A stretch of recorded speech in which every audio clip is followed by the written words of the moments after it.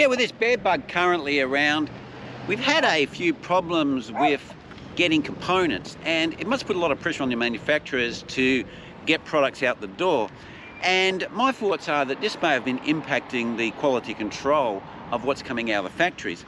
And, you know, it's just get it out the door because people are screaming for bikes and components.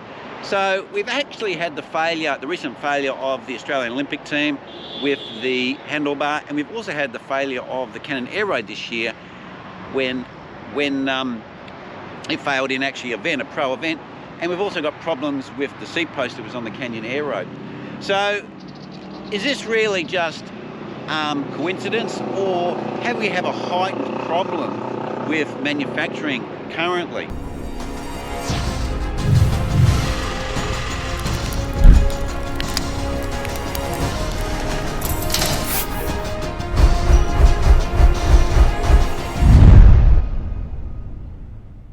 Well, we still have Canyon trying to sort out the handlebar issue for the Canyon Air Road and also the seat post. So we haven't really had any update. There has been some observation that the new handlebar is being used by Vanderpoel, but we haven't actually heard anything official, any release from Canyon about when this new handlebar is going to be released. So I don't know if people are still got the no ride issue and can't ride their bikes, or what's the story there, because if that's the case, it's pretty poor. I mean, it's been some months now people can't ride their bike. Personally, I think it's a pretty bad time to buy a bicycle because you have no leverage. You have no leverage on price. The stuff is, whatever's hitting the floor is being sold straight away, and you don't know if manufacturers are really pushing things out the door to meet supply, because this is what happens when you have a supply and demand.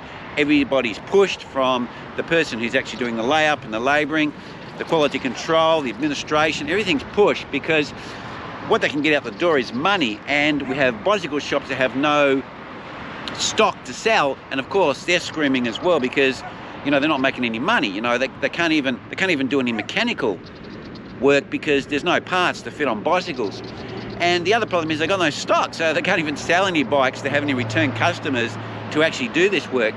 So it's a bit of a poor problem that we have at the moment. And if you watch someone like GC Performance, he's explaining how, you know, if you want to trek Madone, basically next year.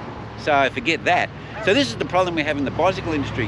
And I think it could also be impacting on the quality control of these components, especially when we've seen in recent times a number of new design features coming out on bikes. And we've had the problem with the Cannondale, where they've got the integrated handlebar and they've made a stop system, and so has Cervelo.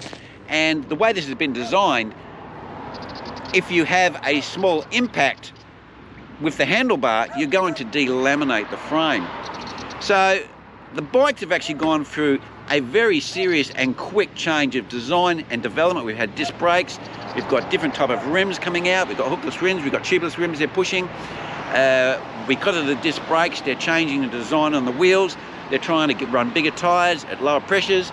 We've got integrated handlebars because they want to conceal the cables, which all looks really great, but we've had a few issues with those. And we've also had parts failing. So to me, it's a little bit of a concern. I'm not trying to be negative. Look, I'm a big tech guy. I've got the latest GoPro and the 360 camera. I really love my radar that's on my bike. I think that's a great piece of technology. But I am a little bit concerned about the speed that they're putting out and changing bicycle. Bicycle is inherently a very simple device, and it isn't as regulated as something like the automotive industry. So people who manufacture bikes can kind of get away with a little more leniency, because let's basically face it, I mean, apart from us top-end guys who like these top-end bicycles, a lot of bikes that are sold are basically toys for kids. So the stringent manufacturing that we have in the automotive industry that's required, and we even have the lemon laws in America, so if the car's not fit for purpose, you take it back, you get your money back. We also have in Europe, we have laws where the regulation we have on their carbon footprint from when it's manufactured to when it's disposed. And we also have emissions control, and there's a lot of other design criteria throughout the world that different countries have. So we don't have that same checks and balances in the bicycle industry. And that's my concern, because they're putting a lot of this stuff out, these manufacturers, and claiming all of this new design and new tech, but really they're not backing it up with any claims. Now, I know people are critical of me. I'm just saying this on the internet. What do I know?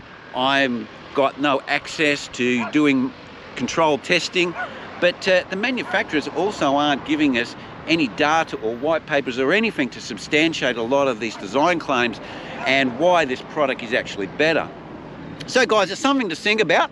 And I know I've had a lot of comments where you say, hey Wayno, you know, you're just negative on new tech and you don't like new tech.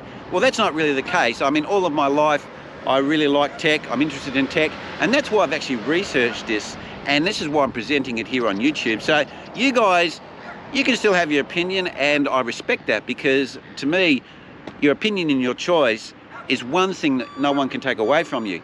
But I do want to raise these issues so people can make an informed decision about what they're going to purchase, how they actually use their bicycle, and what's probably a good product to buy, and should we jump into the latest tech that's available at the moment.